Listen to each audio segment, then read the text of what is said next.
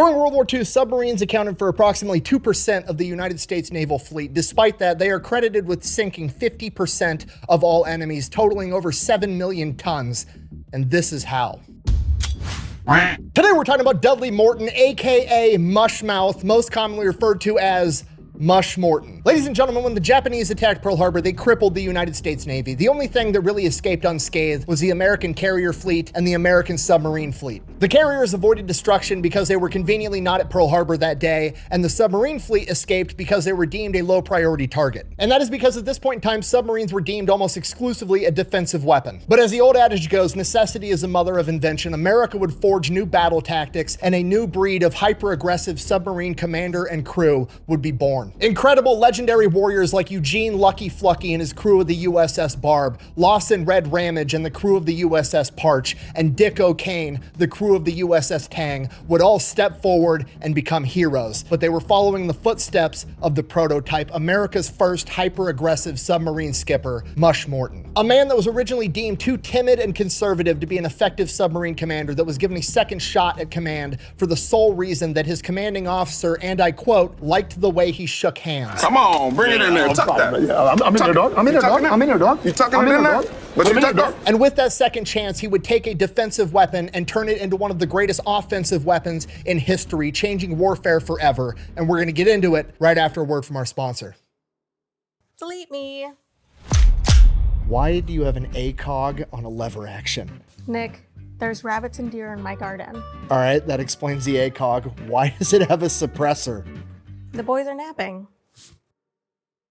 I mean, I guess that makes sense. This video is brought to you by Delete Me. All right, here's the deal. Super simple, straightforward business model. You give them money, they turn around and make sure the data brokers on the internet aren't selling your personal information. What does that even mean? Okay, here's the entire internet and every free service on the planet inside of a nutshell. Okay, there's a saying, if you're not paying for the product, you are the product. What that means is pretty much anything on the internet that you use, that's a service, whether that be Google, Facebook, Instagram, Snapchat, all of it. Okay, it's all an app. So one of two things is happening. They're either going to feed you ads, and that's how that company makes money since their service is free, or they're going to collect your personal information, then turn around and sell it to data brokers on the internet, and then they're going to turn around and sell it to whoever buys it, and next thing you know, you're getting 17,000 robocalls every single day. And that's where Delete Me comes in. They will look through all the major data brokers and find the ones that are selling your personal information and submit opt-out requests on your behalf, and then they are legally obligated to comply. And then they'll continue to monitor these data brokers, and if they get your information again, Delete Me will submit an opt-out request again. Basically, you're paying Delete Me to get rid of all the downsides of all of the free stuff on the internet, which I think is absolutely worth it. If you want to check them out, I'll have a link and a discount code down below. Let's get back to the video.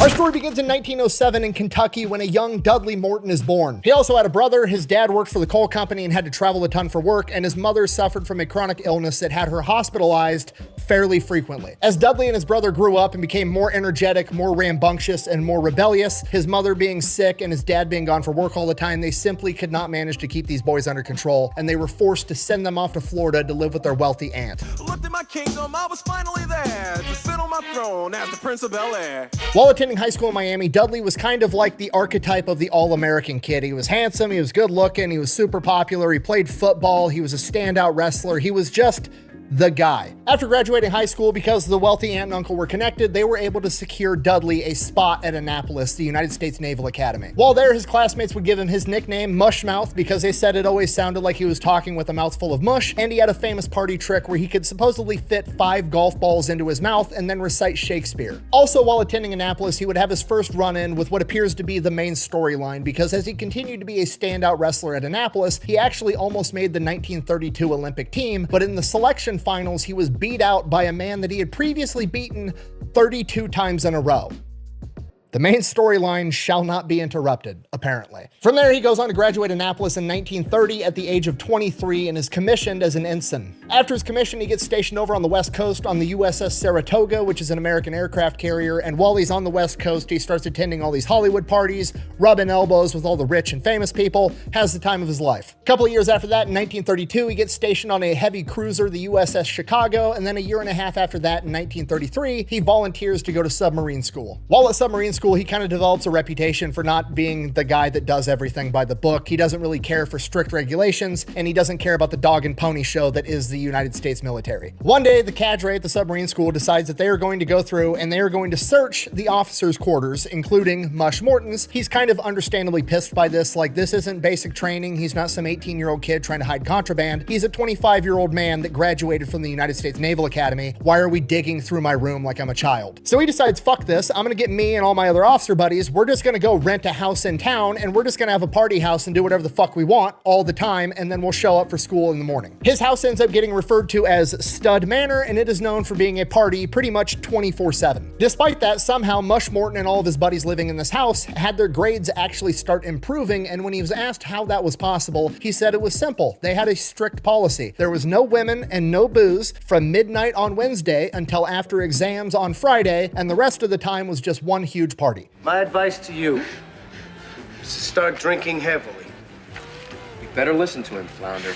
He's in pre-med. So he graduates from submarine school, ends up getting stationed on an S-37 submarine over in Manila. While he's over there, he ends up meeting an art student that's on vacation from Chicago. They end up getting married. Her name is Harriet Nelson. Then in 1939, at the age of 32, Mush Morton becomes the executive officer of the USS Fairfax, an old World War I era submarine. If you don't know, executive officer is the second in command. In addition to that, in the same year, 1939, Mush Morton and Harriet have their first kid, Douglas. Then in 1940, Mush Morton is given command of a submarine, the USS R-5. It's this little tiny old sub from like 1918. Shortly after that, in 1941, Mush and Harriet would have their second child, their first daughter, Edwina. Then on December 7th, 1941, the Japanese attack Pearl Harbor, and America is now at war with Imperial Japan and Nazi Germany. Shortly after that, Mush Morton and the USS R-5 get their first chance to engage the enemy. They're over in the Atlantic and they spot a German U-boat that has been devastating American supply lines. Now, the important context here is this is a new era German U-boat. This is one of the most sophisticated submarines on the planet, and the USS R-5 under the command of Mush Morton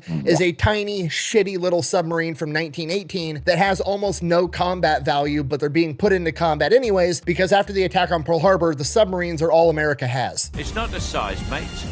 It's how you use it. But Mush Morton's gonna do the best he can with what he's got, so he sneaks up on the German U-boat, gets within 4,000 yards, fires 4 torpedoes, all 4 of them are misses, and he orders the sub to dive underwater to try to escape this German U-boat because there's no way it's gonna be able to engage in direct combat. Later, Mush Morton would heavily be criticized for not trying to chase down that German U-boat and sink it, but again, he's in the USS R-5, he's completely outmatched and outgunned. Why would you chase down your own ass whooping? So, Mush thinks he made the right decision, but a lot of the other officers are thinking maybe he's too timid, he's too conservative, maybe he's even a coward. Regardless of what those other officers think, his chain of command is like, okay, fine, fair argument. So, if you want a modern sub, we're gonna give you a promotion to lieutenant commander, and then we're gonna send you back off to school so you can study war tactics and actually learn how to engage the enemy. So that's exactly what he does. While he's at this school learning to be the commander of a modern sub, he hates pretty much everything they teach. They're essentially teaching these guys to use submarines as a defensive scout, right? They just want the submarine to go out there and kind of like spy on people, and if they get an opportunity to fire a torpedo where it's like guaranteed 100% safe, they can go ahead and fire a torpedo and then sink back down and get away. But Mush Morton is like,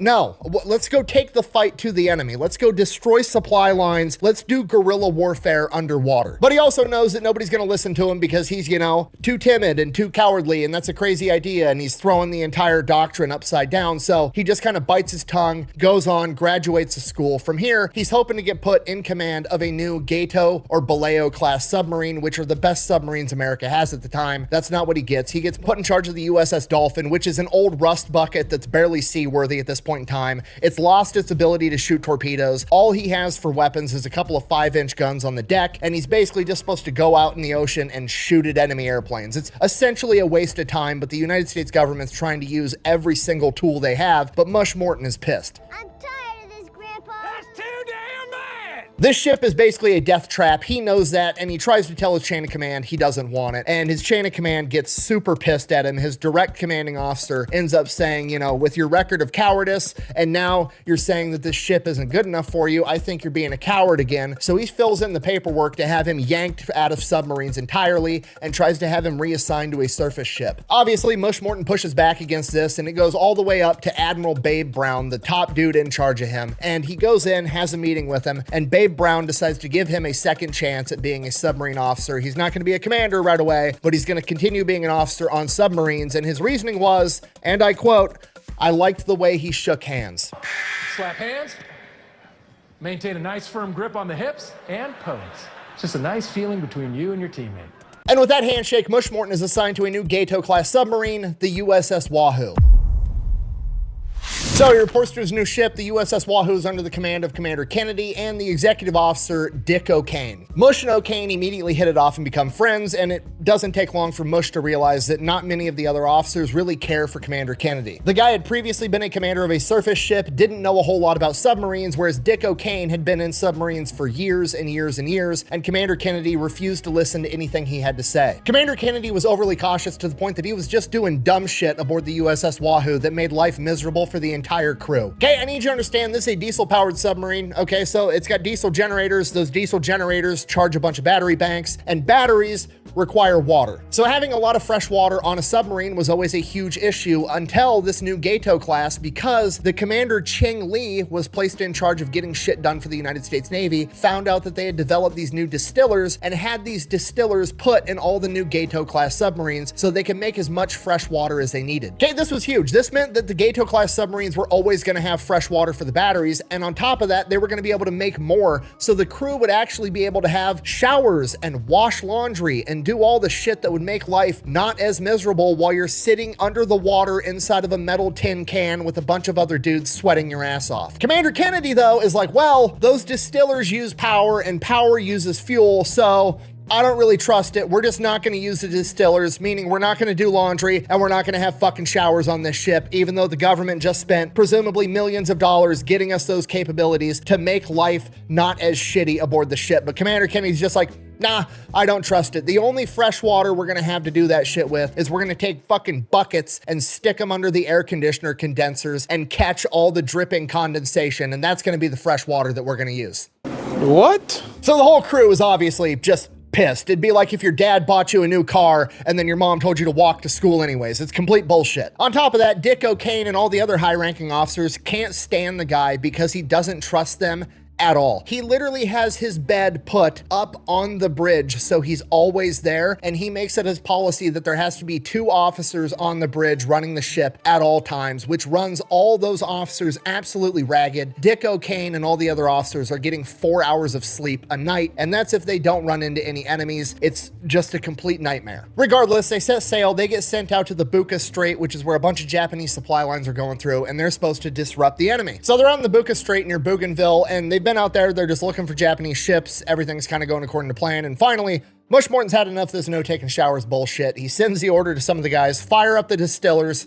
I'm gonna take a fucking shower. So he goes, he grabs his bright ass red bathrobe and starts making his way towards the showers. Right as that happens, the alarm goes off. The USS Wahoo has spotted a Japanese convoy. So Mush Morton runs up to the deck. He's in his red bathrobe as shit's about to hit the fan. So he gets up to the bridge. Dick O'Kane and Commander Kennedy are up there as well. There's a rainstorm going on. There's lightning. You can't really see shit. The waters are rough, but there's an enemy convoy like 4,000 yards away, and they are in perfect position to set up an attack and potentially sink all 3 ships. Dick O'Kane wants to approach on the surface, being disguised by heavy rainfall and rough seas, and they have the right angle. But Commander Kennedy, wanting to be ultra conservative, is like, no, we're gonna dive now, and then we're gonna track him down using sonar, even though that there's, you know, rough seas and lightning and a bunch of other shit going on. That's just what he wants to do, and he's in charge, so that's what they do. The ship dives down, and within a matter of minutes, they've completely lost the Japanese convoy. And now Dick O'Kane is fucking pissed. He's been in submarines forever. He knows how to set up these attacks. His commander does not know as much about submarines as him, and he absolutely refuses to listen. So he kind of goes, he confides in Mush Morton, and Mush Morton is like, dude, look, I completely agree. We need to take the fight to the enemy,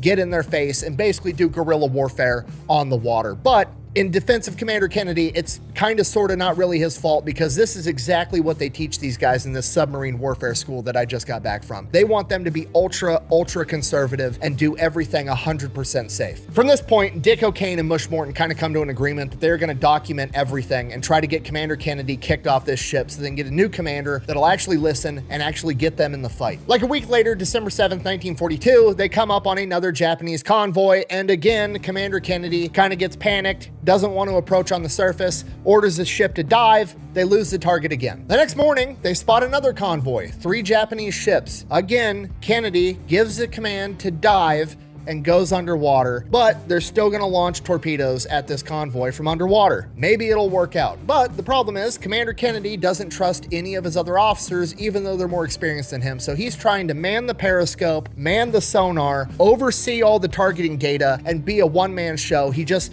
refuses to delegate and trust the dudes around him. So they've got the enemy in their crosshairs, essentially, and everybody's just kind of standing on the deck watching Commander Kennedy run around like a chicken with his head cut off, trying to do everything by himself. And they're like, he's gonna fuck it up again. He's gonna miss it. We're never gonna do anything in this war. We're just gonna sit here and watch this guy fuck up everything the entire time. But Commander Kennedy actually kind of pulls it off. He gets the targeting data on one of the freighters, fires 4 torpedoes, 3 of them hit the freighter, huge explosion, sets the whole thing on fire. At this point, everybody on the deck is shocked, like, holy shit, we actually fucking did something. At this point, Dick O'Kane is like, okay, fucking grab the next ship. There's 3 of them. Let's fire at the next one. And Commander Kennedy's like, no, dive deeper. And then they just kind of sit there, let the destroyer come, drop depth charges, trying to take them out. Now the whole submarine's getting fucking rocked. They're not fighting back. And it's just like, okay, well, at least he did something, I guess. They survived the depth charges from the destroyer. Dick O'Kane and Mush Morton are like, okay, cool, let's fucking set up another run and go sink another one of the ships, and then maybe we can take out this entire convoy. And he's like,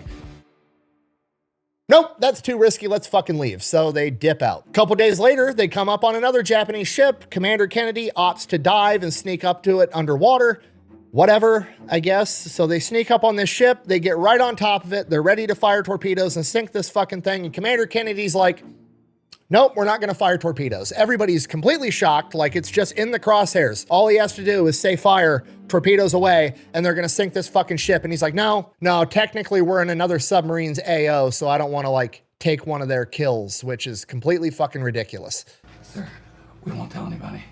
What difference does it make? We have a perfect shot, just let us take it. At this point, Dick O'Kane is fucking furious, and Mush Morton can tell that Dick O'Kane is actually about to go punch the skipper, have mutiny, and try to take over the ship. And Mush Morton just kind of like gives him the signal, like, just fucking calm down. We'll take care of this. I got it. So Dick O'Kane chills for a minute, and they just keep going forward. From here, they go back, they make port, they do the whole mission debrief, the whole 9 yards. Commander Kennedy goes into his boss and is like, things went good. We went out, we sunk a ship. It was a good war patrol, huge success, great job. Then he leaves, and then Dick O'Kane and Mush Morton go into his office and they're like, how do you guys think it went? They're like, yeah, we sunk a ship. We could have sank fucking 10 ships. When asked directly by the Admiral what he thought of Commander Kennedy, Mush Morton responded, and I quote, "This man is a yellow-bellied son of a bitch and should be relieved of command." The entire room goes silent. Commander Kennedy gets relieved of command, and now Mush Morton is the commander of the USS Wahoo at 34 years old. Also, while this is going on, Mush Morton and the rest of the crew are catching up on all the news that's been going on while they've been off on this war patrol, and they're finding out about all the atrocities the Japanese are committing in the Philippines, Manila, all over the Pacific theater, how they're killing Americans, how they're torturing innocent civilians, and a hatred for the Japanese grows inside of all of them, especially Mush Morton. And that's partly because he was stationed in Manila for a while. He loved that city, he loved the people there, and now they're under Japanese control and they're being tortured. In addition to that, they received word that Dick O'Kane's former submarine, the USS Argonaut, had been sunk with all 110 men on board. And now he wants revenge too, and under Mush Morton, he's gonna get it. So Mush Morton immediately gets to work getting his crew and the submarine ready for battle. He goes in, has the commander's bed taken off the deck, clears up way more room on deck for everything else that actually needs to fucking be there. He takes the captain's mast book, that little book that the previous Commander Kennedy was writing down every little transgression a sailor did so he could punish them later and didn't forget, throws that shit in the trash, has pin-up posters of hot women put all over the submarine, and has a placard put inside of each bay that says, "Shoot the sons of bitches." He tells his entire crew, you're not calling me Commander Morton, you're calling me Mush or Dudley. We're leaving rank at the dock. As they're getting ready to set sail, Mush addresses the entire crew. He gives a speech and he basically tells them, look, every trail of smoke, every hit on the sonar, we are going to investigate, and if it is a Japanese ship, we are going to engage and destroy them. This is going to be like no other submarine run that has ever been done, and it's going to be dangerous, and for that reason, I do not want to take anybody that's not a volunteer with me. I've given the yeoman authorization to have you move to a different ship if you want. You have 30 minutes to go report to him. I will have you transferred off my vessel. Nobody's going to judge you for it, but this is your time to get off my ship if you're not a volunteer. I will help you bear this burden. You have my sword, and you have my bow. and my axe. Nobody leaves. Everybody's fucking pumped. It's game time. January 16th, 1943, the USS Wahoo departs from Australia on its third war patrol and the first war patrol under Mush Morton. As soon as they get underway, Mush Morton continues to change absolutely everything. He does something that is unprecedented. He informs Dick O'Kane, his XO, that he is going to be the one manning the periscope. Okay, that doesn't seem like a big deal. It's a huge deal. Nobody fucking does that. The periscope belongs to the captain of the ship. Okay, nobody touches it except for him. He's the guy looking through the periscope. He's the guy making the decisions. But Mush Morton has a different idea. He wants to be the one sitting back, taking in all of the information. He wants somebody manning the periscope, reporting back to him. He wants the sonar guys reporting back to him. He wants the targeting guys reporting back to him, getting all the information and making the decision. He is essentially going to be the computer, not the sensing objects. This is what is going to allow Mush Morton to focus on the overall big picture of the complete battlefield and not get tunnel vision inside the tiny viewpoint of the periscope. And again, it still kind of seems like, okay, that's not that big of a deal, but to all the officers involved, this shows an unprecedented, never before seen amount of trust that Mush Morton is putting in the officers beneath him. And it is a level of the ability to delegate that nobody has ever seen before. Now, the mission that the USS Wahoo's been sent on is a reconnaissance mission. You got to realize the chain of command probably didn't want to give Mush Morton some big dangerous mission on his first go. They're going to give him something easy. Go do some recon, you know, establish yourself as a leader, get some experience under your belt, and then we'll send you out to go do some dangerous stuff. But as Mush Morton said, if we see an enemy, we're going to sink an enemy. He's out to set a tone, not to spy on people. So he is sent out to a place called Wewak Harbor off the coast of New Guinea. This area is deep inside of Japanese held territory. They have airstrips, harbors, supply lines. It is a Japanese hub in the Pacific at this point in time. And because of that, they haven't been able to get a lot of aerial reconnaissance or any reconnaissance at all. So they don't even have a good layout of the geography. And that's what the USS Wahoo is supposed to be doing. On their way there, a member of the crew comes up to, you know, the XO and the commanding officer, Mush Morton, and is like, "Sir, this is going to sound dumb, but I think I have something that might help us." This crew member, while they were in Australia on leave, had went out and purchased a children's geography book, like an atlas, and he was going to take it back home and give it to his kids as a souvenir. And inside of this atlas, there was pretty detailed maps of Wewak Harbor. And they were actually like significantly better, more detailed, and showed islands that the US military maps didn't even have on them. So now Mush Morton finds a guy in his crew that was an amateur photographer that has some experience with this type of stuff and gets him to be able to project the two maps over each other and get them to scale, and recreates a new, more detailed, more accurate map of Wewak Harbor. And just like that, mission accomplished. That was the whole objective that they were being sent out to go do, and they're already done. Side quest, let's go fuck shit up. January 24th, 1943, the USS Wahoo sails straight into Wewak Harbor, gets within 30 miles of a Japanese airstrip, on the surface traveling 20 knots. They're not even submerged. Now, to the crew, this seems crazy. Like, okay, we had Commander Kennedy that was way too conservative, and now this guy's a complete 180 and he's being a little bit reckless. But Mush Morton realizes that the water here is so shallow, they're only going to be able to dive to 90 feet. So even if they were submerged and an aircraft flies over, they're still going to be able to see the submarine under the water. So there's no point in traveling at 3 knots when you could be traveling at 20 knots if you're visible either way. So if you can't be sneaky, you might as well be fast. So they're hauling ass on the surface through Wewak Harbor, and they come up on a Japanese destroyer. It's like 4,000 yards away. They look at Commander Mush Morton and is like, "Sir, you want us to shoot some torpedoes at it?" And he's like, "Absolutely, but let's get right on top of it first." They look at him like he's absolutely crazy, and they're like, "What?" They're Japanese. They're never going to expect an American submarine to be inside their own harbor this close to take a shot. To which his crew responds, "Yeah, I wouldn't expect us to do that either." So they sneak up within 1,700 yards, at which point Dick O'Kane is looking at Mush Morton like, "Bro, are we gonna fucking take this shot or not? It's a bullseye at this point." And Mush Morton says his new catchphrase, "Anytime, Dick." They fire 3 torpedoes, 3 hits, break the back of the Japanese destroyer, sink it instantly. Mush Morton then immediately orders a dive. They dive down to 90 feet, slip out of enemy-held territory. 12 hours later, they resurface. Morton cracks open the massive store of booze that he had loaded onto the ship, and they have a party. Then 2 days later, on January 26th, they see smoke on the horizon. Better go investigate what's going on there. So they chase them down. They see a Japanese ship. They dive to periscope depth. They start maneuvering into position, and it's actually 3 Japanese ships in a convoy. It's 2 Japanese freighters and a large transport called the Boyo Maru with no escort, this is a perfect target. Dick O'Kane gets lined up on the first freighter. Mush Morton hits him with the anytime Dick. They fire 2 torpedoes, immediately pivot, fire 2 more torpedoes at the other freighter. The first freighter gets hit with both torpedoes, starts sinking immediately. The second freighter gets hit with 1 torpedo, the other torpedo misses. Now, with the second freighter only hit with 1 torpedo, it's not enough to actually sink this ship, but it slows it down. But the freighter does something unexpected. It turns directly towards the USS Wahoo. It's gonna try to ram the sub and cut it in half. Mush Morton doesn't panic, he just grins and says, and I quote, "Shoot that son of a bitch down the throat," okay? This is unprecedented because a down the throat shot is when you're shooting straight on at a ship, okay? The ships are arched in the water like this. You have to hit a dead ass bullseye because if you don't hit it right at the front, it's gonna glance off the side and the torpedo's not gonna explode and hurt the ship. So this is a low probability maneuver, but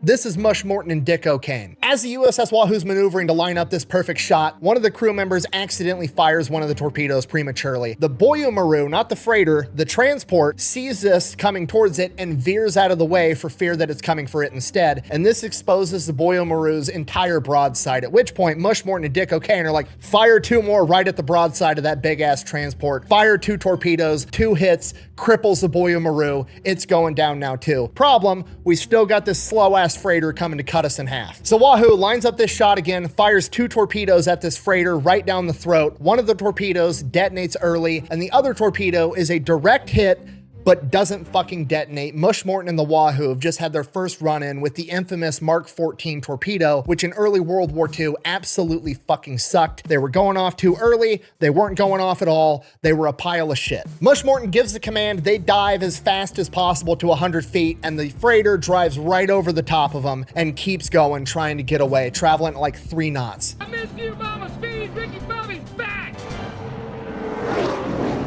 What are those things? The Wahoo resurfaces, but the batteries are drained. They're not going to be able to catch this freighter, so the Wahoo turns its attention to the crippled Boyo Maru, the huge transport, fires 2 more torpedoes. Another one's a dud. The other one detonates right below the smokestack, breaking the entire back of the ship. This ship is full of Japanese soldiers, sailors, and Indian POWs, and they all start diving off this ship as it rapidly starts sinking. From here, the USS Wahoo's on the surface. They've got the generators running, trying to recharge the batteries. They're going to chase down this freighter later, and Mush Morton makes the most controversial decision of his entire career. The crew of the Boyo Maru manages to get about 20 life rafts out and floating on the water, and Mush Morton, realizing that his standing orders are unrestricted submarine warfare, makes the decision that he's going to go out and take out all of those life rafts. They are in enemy territory. These guys are going to get picked up by another ship. They're going to get taken into Guadalcanal, and all these Japanese soldiers are going to be used to kill American Marines, and Mush Morton's not about to let that shit happen. So he pulls up next to all these life rafts and has his crew get up on the deck with a bunch of Tommy guns. Now, are you allowed to shoot at the crew of a downed ship? No, you're not. That's a war crime. However, you are allowed to shoot at the life rafts that they're inside of. And that is exactly what the crew of the USS Wahoo does. They open fire on these life rafts, trying to pop them, dismantle them, and that way these guys are going to be lost at sea. But the people on the life rafts start returning fire, at which point they're now enemy combatants and they're fair game too. Now, the extremely unfortunate side of this is that on that ship there were British Indian prisoners of war as well, and they are caught up in the crossfire. Now, we don't know exactly what happened, but we do know in hindsight that the Boyo Maru had about 1,100 men on board, and during the entire engagement, from the torpedoes hitting, the explosions from that, the sinking of the ship, the elements, drowning, and the gunfire, approximately 282 people died, both Japanese soldiers and POWs. Japan would later use this incident as propaganda, as a justification, saying that America was all a bunch of violent war criminals and that we were not abiding by the rules of war. And because of that, a lot of anti-war people would buy into the propaganda and also agree that Mush Morton was in fact a war criminal. Now, was this a war crime by today's standards? Maybe. Was it a war crime by World War II standards? Absolutely not. Not even fucking close. And you know what? Even if it was, guess what else is a war crime? Attacking Pearl Harbor, okay? Don't start none. There won't be none. Talk shit, get hit. Okay, and that absolutely sucks. I'm not trying to sugarcoat it. I'm not trying to be insensitive, but that's just the way the cookie crumbles, okay? In war, sometimes good men have to do bad things to bad men to keep those bad men from doing bad things to good people, and that's just fucking how it goes. War sucks. After the crew of the Wahoo finishes shooting at everybody that was shooting at them and destroying the life rafts, collapse. They've got enough energy in the batteries. They start chasing down this last ship. And by the time they catch up to it, another freighter has caught up to it, trying to help this one out. And now they have 2 targets again. Problem, the USS Wahoo only has 4 torpedoes left. So they line up the shots. They fire 2 at one freighter, 2 at another, end up breaking the backs and sinking both of them. At this point, the USS Wahoo is out of torpedoes. They are out of ammunition only 23 days into this war patrol, when the average war patrol lasts like 70 days. So they're out here kicking ass. They have no other option but to head back towards Pearl Harbor. On their way there, they run across another Japanese convoy with no escort. What is that? What is that? Now you gotta realize at this point, this is the most successful war patrol in American history, all right? They went out, they sank 5 ships in 23 days and they're out of ammo. Might as well put a cherry on top, right? So he comes up with a plan. They're gonna rush into this convoy, force them to scatter. He's gonna pick off the slowest one and they're just gonna track it down and fire the 5-inch deck guns at it till they sink that one too, trying to make their total 6 ships in one war patrol. And the plan starts to work. They go in, convoy breaks up just like Mush Morton thought it would. He picks off the slowest one, starts chasing them down, firing the 5-inch guns. He's gonna sink this ship with the 5-inch guns. And then 10 minutes into firing with the 5-inch guns on this ship, a Japanese destroyer shows up and they have no way of fighting a Japanese destroyer at this point. So they are forced to submerge and run. So they head back to Pearl. They sail into the harbor on February 7th, 1943 with a gigantic broom on top of the ship near the flag, symbolizing a clean sweep. They had sunk, or they believe they had sunk, every Japanese ship that they came across. Okay, this is huge. This is unprecedented. At this point in time, 1943, it's early in the war. America in the Pacific has just taken L after L, ass whooping after ass whooping. There's been no good news coming out of the Pacific. And then here comes the USS Wahoo sailing in, symbolizing a clean sweep with the most successful submarine war patrol of all time. Despite the fact that the submarines are literally called the Silent Service and we don't usually talk about them, they are basically forced to push this out as headline news for propaganda purposes to show that the Americans are doing something on the Pacific front. And because of this, Mush Morton and the USS Wahoo become famous almost overnight. Mush Morton and the crew are actually allowed to give interviews to the journalists and take pictures of the USS Wahoo, which is absolutely unprecedented for submarines at this point in time, or in general. On top of that, Mush Morton gets awarded the US Navy Cross and the Army Distinguished Service Cross, both of which are the second highest award in each branch, seconded only to the Medal of Honor. And the USS Wahoo receives a Presidential Unit Citation.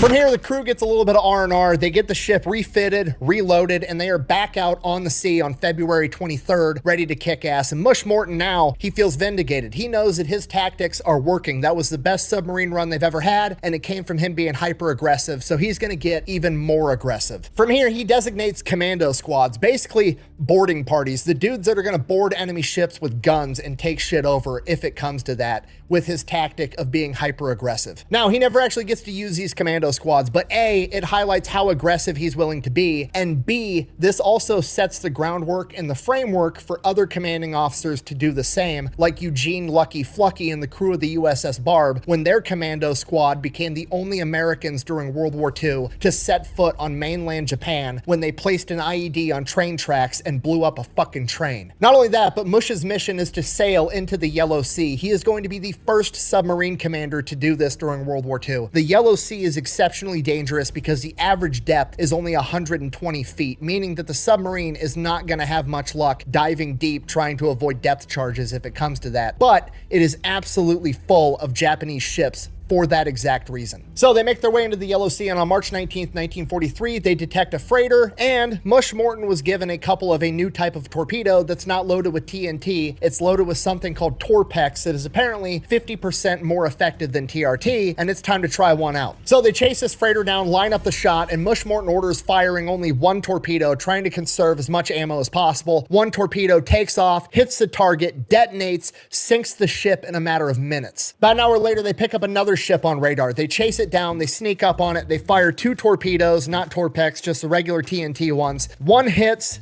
detonates, blows a hole in the ship, but not enough to sink it. Second one hits, fucking dud again. These goddamn Mark 14 torpedoes are pissing Mush Morton off. They circle back around, they fire 2 more torpedoes, another dud, and the other one veers off course. At this point, they spot the USS Wahoo, start firing shells at it. They are forced to submerge and retreat. These torpedoes are becoming the bane of Mush Morton's existence. He just wants shit to work. Later that day, they spot another freighter, sneak up on it, fire 3 torpedoes, sink that one in a matter of minutes. minutes too. Then that night they spot another freighter, and this one is huge. It is 6,500 tons, the Nido Maru. They sneak up on it, fire torpedoes, sink it in 3 minutes flat. Later that night they find another freighter filled with coal for the Japanese war effort, sneak up within 1,000 yards of it, fire a single TNT torpedo, blow that one up as well, bringing their total to guaranteed 4, potentially 5 ships in a single day. Very next morning, March 24th, they come up on another freighter. They fire 3 torpedoes. 2 of them are duds. 1 veers off course. They swing the sub around. Mush Morton's pissed. These torpedoes aren't working. Fires 2 more torpedoes from the after tubes. One of them hits, dud, and then by this point, the ship is already aware and they evade the 5th torpedo. By this point, the ship starts firing on the USS Wahoo. They are forced to dive and evade it. They track it for a little while. Then, once they think they're gone, they resurface, chase it back down again. They fire 3 more torpedoes. 1 of them is good, and it hits, and it blows up, breaks the back of this ship, sinks it in a matter of minutes. A couple hours later, they're in an area where their radar is being jammed, but they're just operating off a periscope and lookouts, and they end up spotting a Japanese ship off in the distance. They chase it down, fire 2 torpedoes.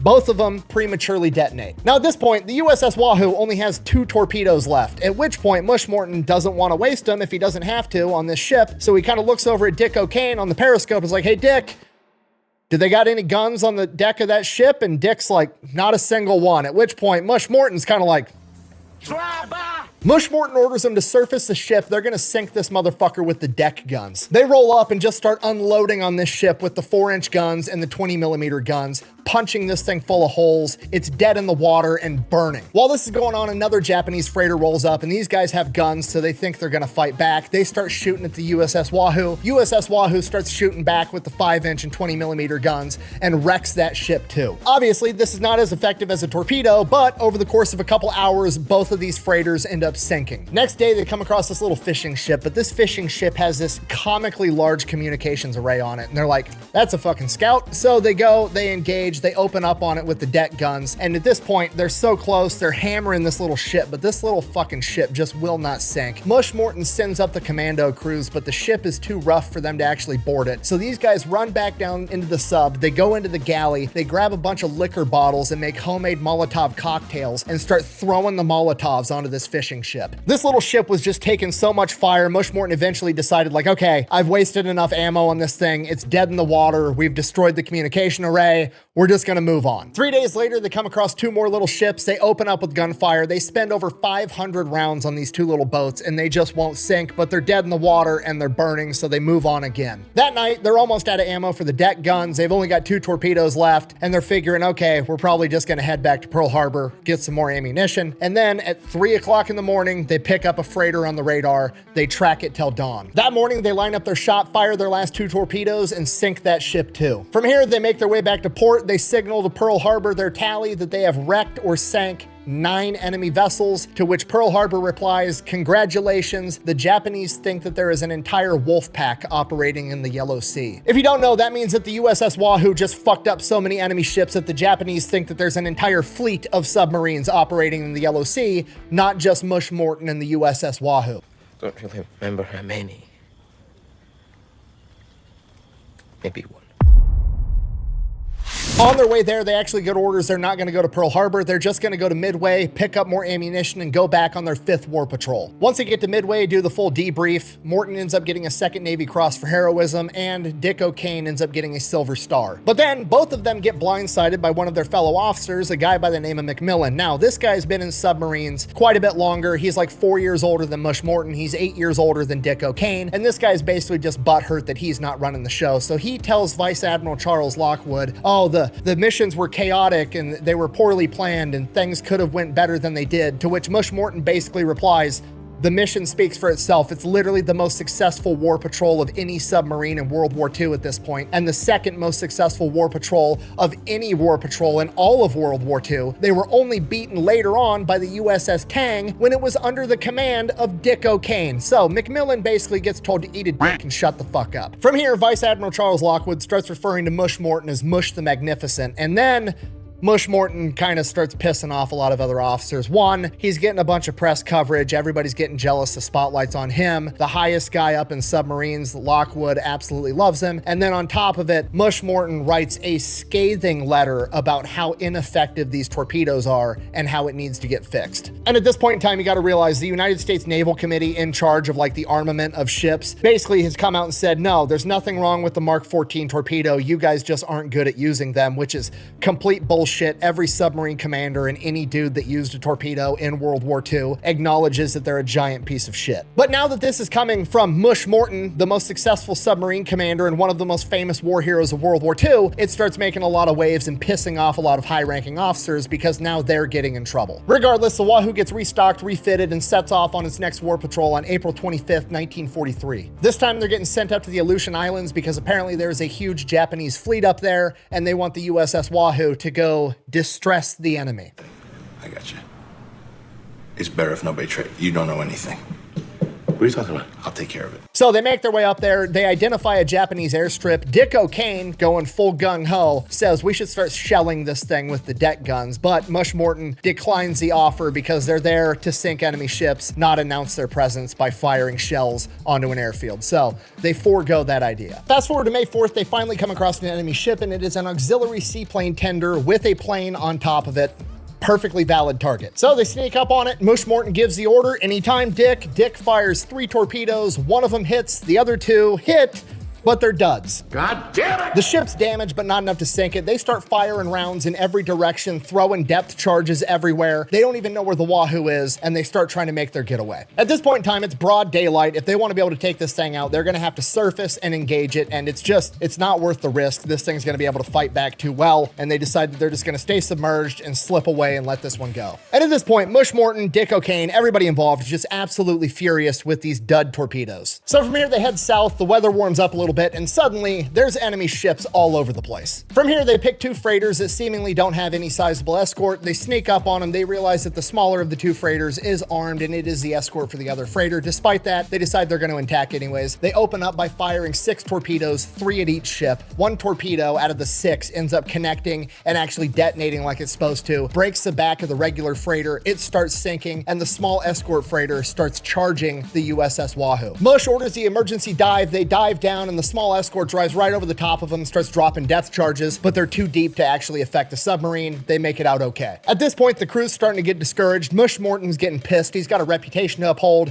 Every time he fires a torpedo, 75% of the time, it's a dud. So at this point, Mush Morton greenlights the idea. They're going to take apart the torpedoes. They're going to throw out the magnetic detonator, and they're just going to set these things to detonate on impact. From here, Mush Morton gives the crew a speech. I'm paraphrasing, but he essentially says, that's it. We're done sneaking around. We're going to get right up close to these guys and punch them in the goddamn teeth with these torpedoes set to impact. Now the crew's getting fired up. They think they fixed the torpedo issue. Captain's not giving up. They're not giving up either. Sure enough, the next morning they spot 2 ships, 1 big ass oil tanker and a freighter. They go to engage. They fire 6 torpedoes, 3 at each. The 3 fired at the tanker all detonate, blow this thing up, sink it in like under a minute. Out of the other 3, 1 hits, 1 detonates, but it snaps a spine, and that one sinks too. Both ships sink before the crew members can get out to take a picture. Bad news, they've got all kinds of shit popping up on the radar now. There's apparently a bunch of Japanese ships in the area, so they dive down as deep as they can to 300 feet and just try to wait it out. Now they know the Wahoo's in the area and they're willing to fight about it, so Morton has to change up his tactics, be a little bit more conservative. He's gonna stay submerged during the day. He's only gonna operate above the waterline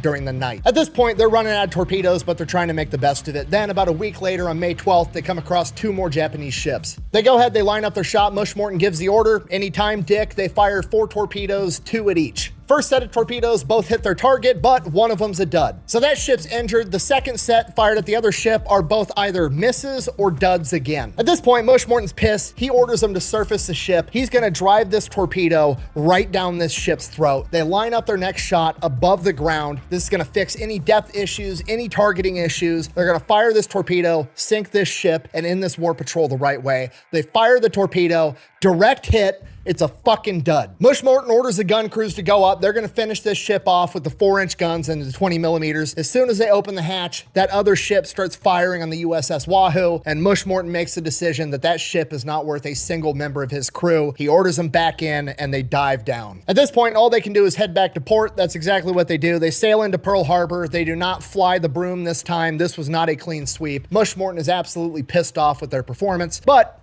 Charles Lockwood, the commander, is actually pretty happy with it. By the metrics of all the other submarines that are going out right now, this is still a very successful war patrol, but Mush Morton's standards for him and his crew are just that much higher that he's not happy with it at all. Despite that, Mush Morton is issued another Navy Cross, and Dick O'Kane is given another Silver Star. Dick O'Kane is also promoted, and he is going to go get a submarine of his own, and he is going to be the commander of the new submarine, the USS Tang. So Mush Morton gets his new XO.